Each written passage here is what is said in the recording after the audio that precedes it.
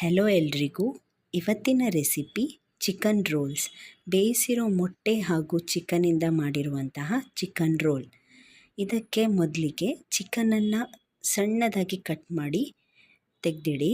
ಅದಾದ ನಂತರ ಅದಕ್ಕೆ ಉಪ್ಪನ್ನು ಸೇರಿಸಿ, ಎಷ್ಟು ಬೇಕು ರುಚಿಗೆ ತಕ್ಕಷ್ಟು ಉಪ್ಪನ್ನು ಸೇರಿಸಿ, ಚಿಲ್ಲಿ ಪೌಡರ್, ಮೆಣಸಿನ ಹುಡಿ 1 ಚಮಚ ಹಾಕಿ, ಅದಾದ ನಂತರ ಒಂದು ಅರ್ಧ ಚಮಚದಷ್ಟು ಕೊತ್ತಂಬರಿ ಹುಡಿಯನ್ನು ಹಾಕಿ.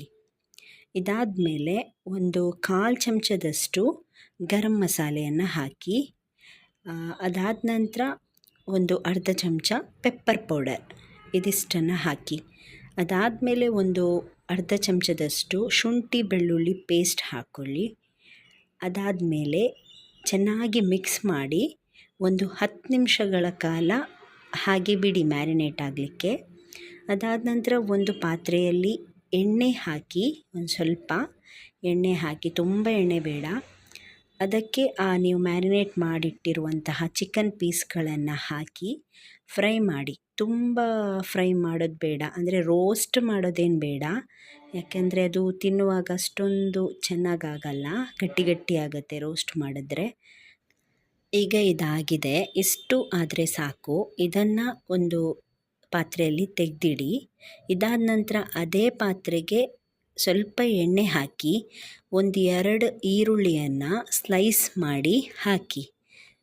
ಅದಾದ ನಂತರ ಒಂದು ಕ್ಯಾಪ್ಸಿಕಮ್, ಇಲ್ಲಿ ನಾನು ಅರ್ಧ ಮಾತ್ರ ಹಾಕಿದ್ದು, ನನ್ನ ಹತ್ರ ಅರ್ಧನೇ ಇದ್ದಿದ್ದು, ಒಂದು ಫುಲ್ ಕ್ಯಾಪ್ಸಿಕಮ್ ಹಾಕಿ ಕಟ್ ಮಾಡಿ ಸ್ಲೈಸ್ ಮಾಡಿ ಹಾಕಿ, ಮತ್ತು ಸ್ವಲ್ಪ ಉಪ್ಪು, ಅದಾದ ನಂತರ ಪೆಪ್ಪರ್ ಪೌಡರ್, ಕರಿಮೆಣಸಿನ ಹುಡಿ ಹಾಕಿ ಮಿಕ್ಸ್ ಮಾಡಿ. ತುಂಬ ಬೇಯಬೇಕು ಅಂತೇನಿಲ್ಲ, ಅದು ಸ್ವಲ್ಪ ಇದು ಹಸಿರು ಇದು ಹೋದರೆ ಸಾಕಷ್ಟೇ, ತುಂಬ ಬೇಯೋದೇನು ಬೇಡ. ಕ್ರಿಸ್ಪಿಯಾಗಿ ತಿನ್ನುವಾಗ ಇದ್ರೇ ಒಳ್ಳೆಯದದು. ಇದಾದ ನಂತರ ನೀವು ಫ್ರೈ ಮಾಡಿಟ್ಟಿರೋ ಚಿಕನ್ ಪೀಸಸ್ನ ಹಾಕಿ ಮಿಕ್ಸ್ ಮಾಡ್ಕೊಳ್ಳಿ, ಚೆನ್ನಾಗಿ ಮಿಕ್ಸ್ ಮಾಡ್ಕೊಳ್ಳಿ. ಇದಾದ ಮೇಲೆ ನೀವು ಬೇಯಿಸಿರೋ ಮೊಟ್ಟೆಯನ್ನು ಹಾಕಬೇಕು. ಎಲ್ಲೋ ಪಾರ್ಟ್ ಬೇಡ, ಹಳದಿ ಪಾರ್ಟ್ ಹಾಕೋದು ಬೇಡ, ಬರೀ ವೈಟ್ ಮಾತ್ರ, ಬಿಳಿಯದ್ದು ಮಾತ್ರ ಹಾಕಿ ಮಿಕ್ಸ್ ಮಾಡಿ.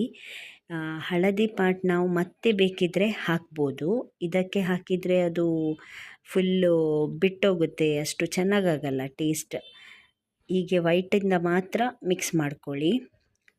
ಈಗ ಒಂದು ಚಪಾತಿ ಅಥವಾ ಪರಾಟ ಯಾವುದು ಆಗ್ಬೋದು, ಅದನ್ನು ತೆಗೀರಿ, ನಿಮಗೆ ಯಾವುದು ಇಷ್ಟನೋ ಅದು. ಅದಕ್ಕೆ ಒಂದು ಚಮಚದಷ್ಟು ಟೊಮ್ಯಾಟೊ ಸಾಸ್ನ ಫುಲ್ ಸ್ಪ್ರೆಡ್ ಮಾಡಿ. ಯಾವ ಸಾಸ್ ಬೇಕಾದರೂ ಹಾಕ್ಬೋದು, ನಿಮ್ಮ ಇಷ್ಟ ಅದು. ಪಿಜ್ಜಾ ಸಾಸ್ ಬೇಕಿದ್ದರೂ ಹಾಕ್ಬೋದು, ಶೇಜ್ವಾನ್ ಸಾಸ್ ಯಾವುದಿದೆ ಆ ಸಾಸ್ ಹಾಕಿ.